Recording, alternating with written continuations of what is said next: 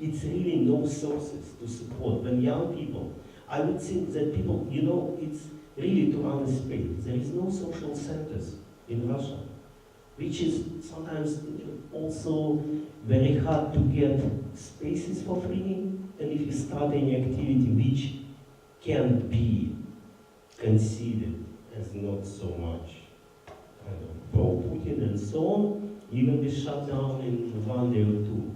And very innocent things. I think last month or last 6 weeks it was 4 different cultural events which were simply shut down for no reason, like punk festival in the forest or whatever, or our House of Culture.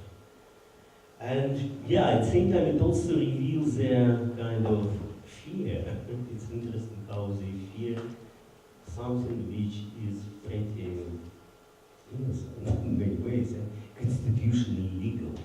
Actually, right now I don't see any kind of activists who are ready for kind of real militant, kind of violent activities. They simply don't exist anymore. It seems, as you describe it, it seems that how to say, the situation is not static. No. It's really fast, changing. Mm. And what you said, this issue about financing, which means that there are very small opportunities for young artists to find their way forward, and there is no state education at least, and that would be in contemporary art, for example. So there are these voluntary institutes like yours, but it means that the conditions they are changing, and if then people become dependent upon the state or the city financed exhibition venues, that means that it might be shrinking more and more and more the possibilities to exhibit and to become part. Is that the trend that you see?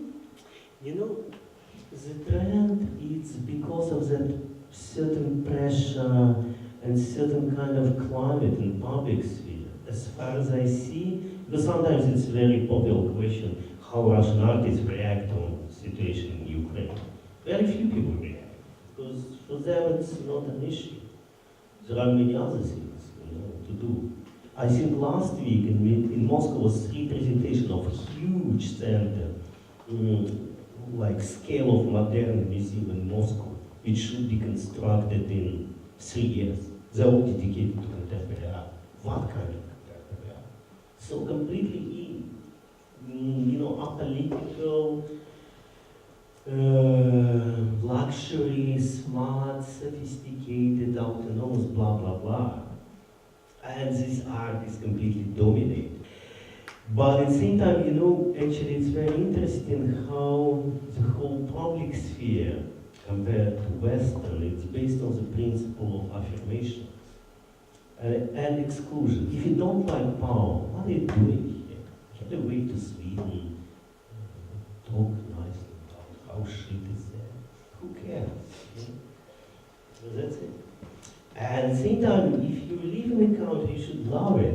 And I think it's also, recently it was when Vilensky was talking about that certain cancellation, a ban of using state money for any persons who don't like state politics. It should be directly implemented in their artistic production. But if you say that something bad about Crimea, that you don't agree with that or that, and you simply don't like Putin, then you should be banned from access to state funding. And for him it's very natural. And I'm trying actually to understand what's the logic, because he's a really smart guy, and I understand, because at the same time it doesn't seem like, hardcore totalitarian, personality. No, it's more kind of new liberal kind of a business. And my remark would be, what Vilensky had in mind, it's a kind of Russian type of political correctness.